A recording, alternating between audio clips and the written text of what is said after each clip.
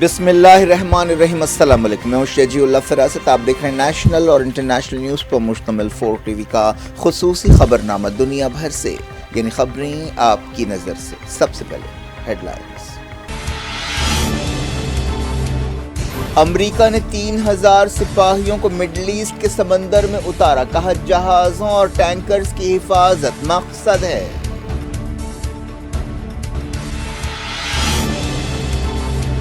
امریکہ oil tanker ضبط کرے گا تو جواب دیں گے، ایران امریکی جہازوں کو ضبط کرنے کی طاقت رکھتا ہے، ریولیوشنری گارڈز کی وارننگ۔ یوکرین کے کئی مقامات پر رشین حملے، چائنا نے ماسکو سے کہا جنگ میں کسی کی طرفداری نہیں کر رہے ہیں۔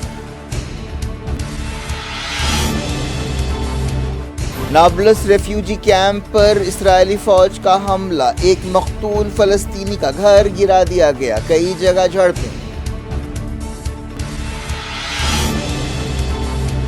نفرت کا محبت سے جواب، سویڈن کے مسلمان چاکلیٹس تقسیم کر رہے ہیں، غلط فہمیاں دور کرنے کے لیے بات چیت۔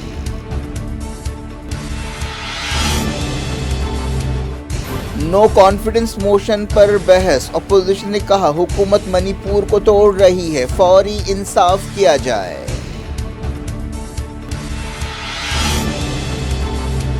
وزیر اعظم منگل کو جواب دیں گے، کہا نو کانفیڈنس موشن کا مقصد اپوزیشن میں اعتماد کو پرکھنا ہے۔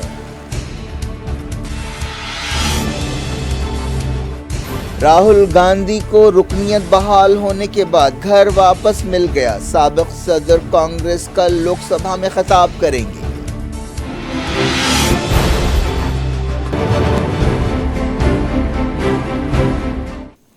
ہیڈ لائنز آپ نے دیکھی، اب خبروں کی تفصیل کی طرف آپ کو لیے چلتے ہیں۔ لوک سبھا میں نریندر مودی حکومت کے خلاف اپوزیشن کی نو کانفیڈنس موشن پر بحث شروع ہو گئی ہے۔ بحث کے دوران خوب گڑبڑ ہوئی اور نعروں کا تبادلہ ہوا۔ کانگریس رکن پارلیمنٹ گورو گگوئی نے بحث کی شروعات کی۔ اس موقع پر اپوزیشن اور حکمران بینچوں کے بیچ سخت لفظوں کا تبادلہ ہوا۔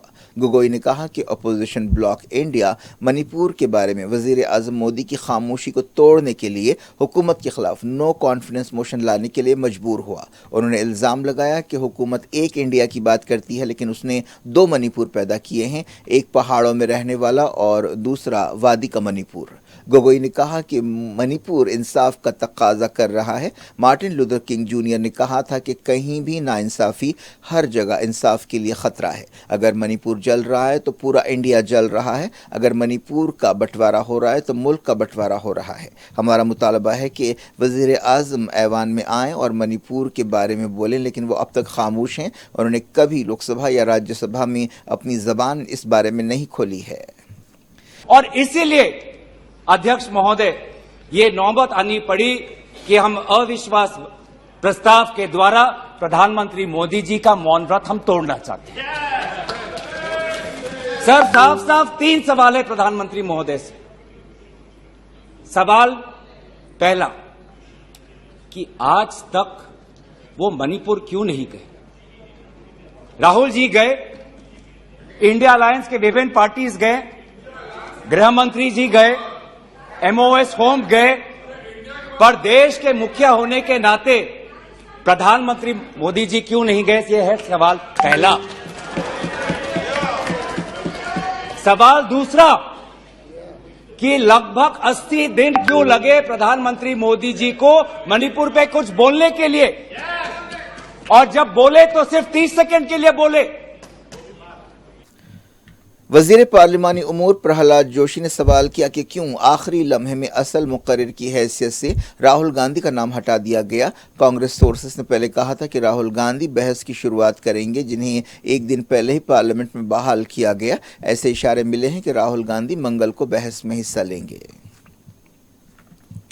بی جے پی رکن پارلیمنٹ نشیکانت دوبے نے کہا کہ وزیر اعظم نے آج صبح بی جے پی پارلیمانی پارٹی میٹنگ میں کہا کہ یہ وقت حکومت پر بے اطمینانی ظاہر کرنے کا نہیں ہے، بلکہ یہ دیکھنے کا ہے کہ اپوزیشن میں کون کس پر اعتبار کر سکتا ہے۔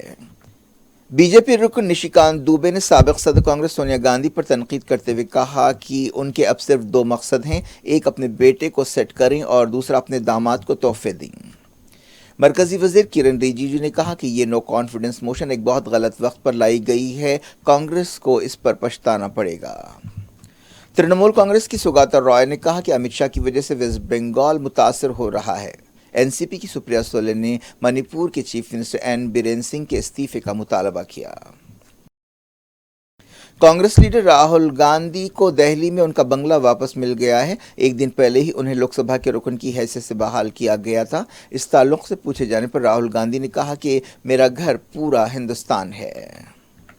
وزیر اعظم نریندر مودی نے کہا ہے کہ اپوزیشن نے اپنے اتحاد کی طاقت کا اندازہ کرنے کے لیے نو کانفیڈنس موشن پیش کی ہے۔ بی جے پی پارلیمانی پارٹی کی بند کمرے کی میٹنگ سے خطاب کرتے ہوئے انہوں نے کہا کہ اپوزیشن اتحاد انڈیا نہیں بلکہ گھمنڈیا ہے۔ انہوں نے دہلی سروسز بل کی کامیابی کے لیے راجیہ سبھا ارکان کو مبارکباد دی۔ وزیر اعظم Narendra Modi no confidence motion پر بحث کا منگل کو جواب دیں گے۔ امکان ہے کہ اس بحث کے دوران کل بھی خوب گڑبڑ ہوگی۔ اس تحریک سے حکومت کو کوئی خطرہ نہیں ہے کیونکہ این ڈی اے اتحاد نمبرز کے اعتبار سے کافی مضبوط پوزیشن میں ہے۔ پارلیمنٹ نے پیدائش اور موت کے رجسٹریشن کو آسان بنانے کے لیے اور اس کے ڈیجیٹلائزیشن کے لیے ایک بل کو منظوری دے دی ہے۔ اس دوران راجیہ سبھا میں inter service organization command control bill منظور کیا گیا۔ اس دوران ڈیرک او برائن کو باقی سیشن کے لیے سسپینڈ کر دیا گیا۔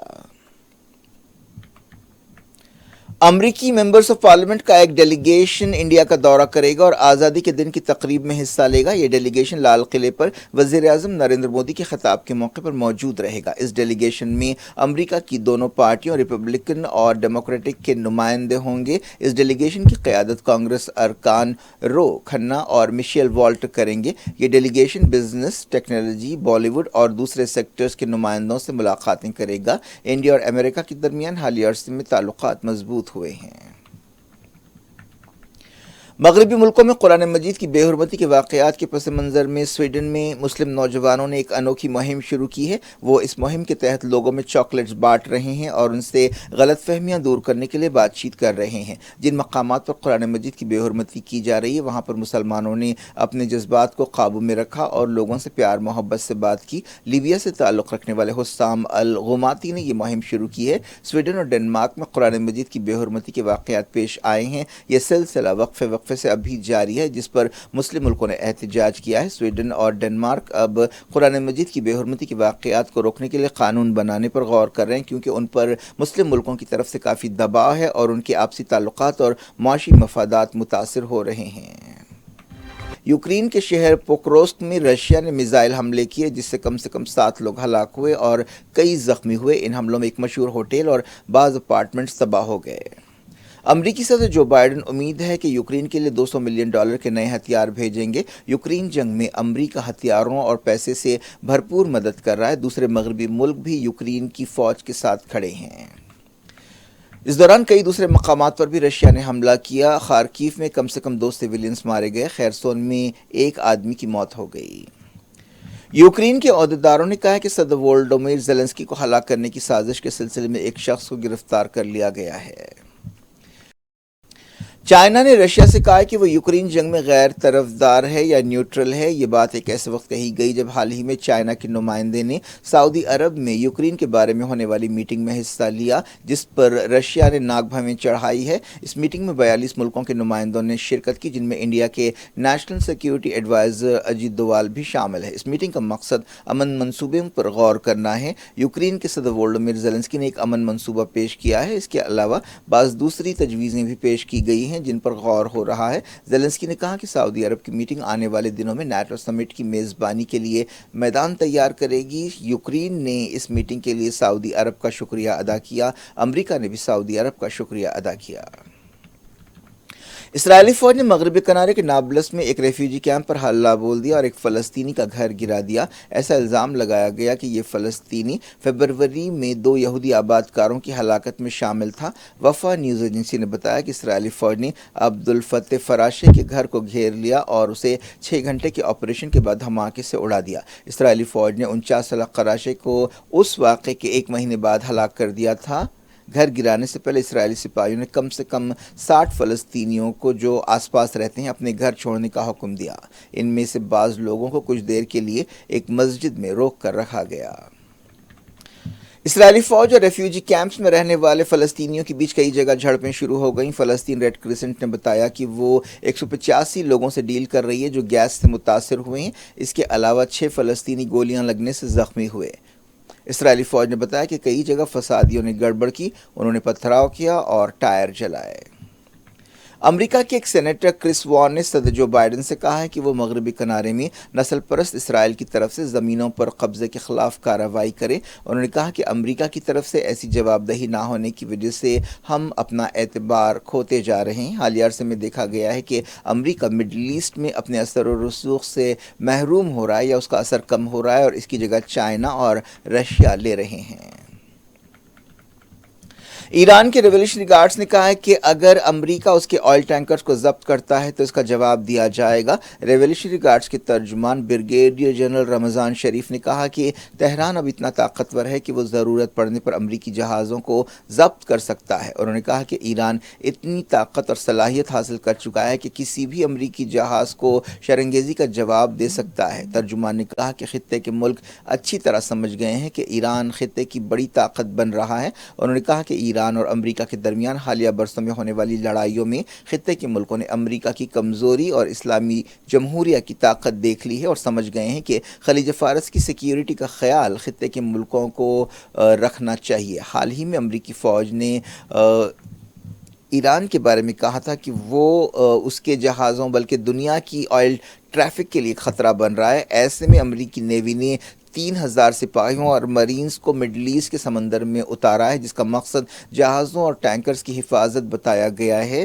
یہ جہاز اور سپاہی ریڈ سی میں تعینات کیے گئے ہیں۔ پینٹاگون نے کہا کہ ایران نے پچھلے 2 برسوں میں 20 جہازوں کو ضبط کیا یا ضبط کرنے کی کوشش کی۔ امریکی فوج نے USS بٹان اور USS کالہال نامی جہاز کو بحر احمر میں پہنچایا ہے۔ بحرین میں امریکی نیوی کا 5واں بحری بیڑا ہے۔ وہاں کے عہدیداروں نے بتایا کہ ایران کی طرف سے جہازوں کو ضبط کرنے، علاقے میں تناؤ کم کرنے اور استحکام متاثر کرنے والی سرگرمیوں سے نمٹنے کے لیے ان جہازوں اور سپاہیوں کو اتارا گیا ہے۔ اپریل اور مئی میں ایران نے ایک ہفتے میں 2 آئل ٹینکر ضبط کیے تھے۔ امریکہ اور اسرائیل نے اس موقع پر الزام لگایا تھا کہ ایران نے عمان کے ساحل پر ایک ڈرون حملہ بھی کیا ہے اور اس سے اسرائیلی کمپنی کے ٹینکرز کو نشانہ بنایا ہے۔ امریکہ نے پچھلے دنوں کہا تھا کہ 2 F-35 اور F-16 جنگی جہازوں کو تعینات کیا جائے گا۔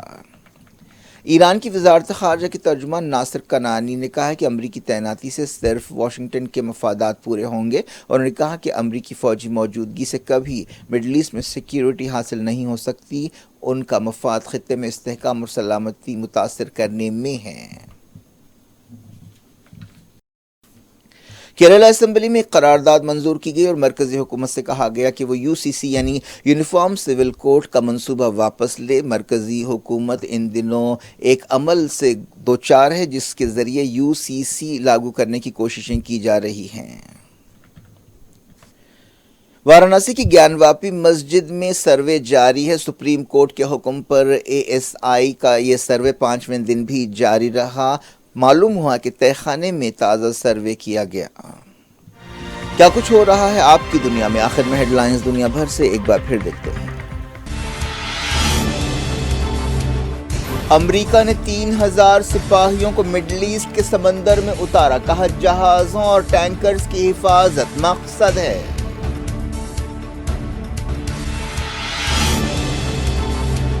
امریکہ آئل ٹینکر ضبط کرے گا تو جواب دیں گے۔ ایران امریکی جہازوں کو ضبط کرنے کی طاقت رکھتا ہے، ریولیوشنری گارڈز کی وارننگ۔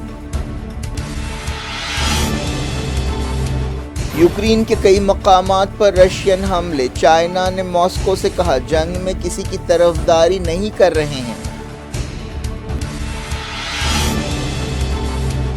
نابلس ریفیوجی کیمپ پر اسرائیلی فوج کا حملہ، ایک مقتول فلسطینی کا گھر گرا دیا گیا، کئی جگہ جھڑپیں۔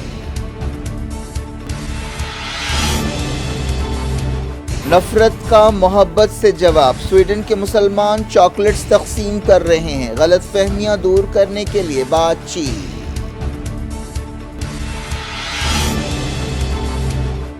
نو کانفیڈنس موشن پر بحث، اپوزیشن نے کہا حکومت منی پور کو توڑ رہی ہے، فوری انصاف کیا جائے۔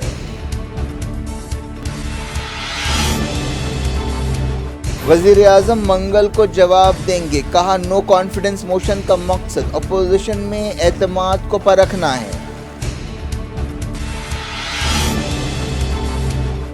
राहुल गांधी को रुकनियत बहाल होने के बाद घर वापस मिल गया, साबिक सदर कांग्रेस कल लोकसभा में खिताब करेंगे।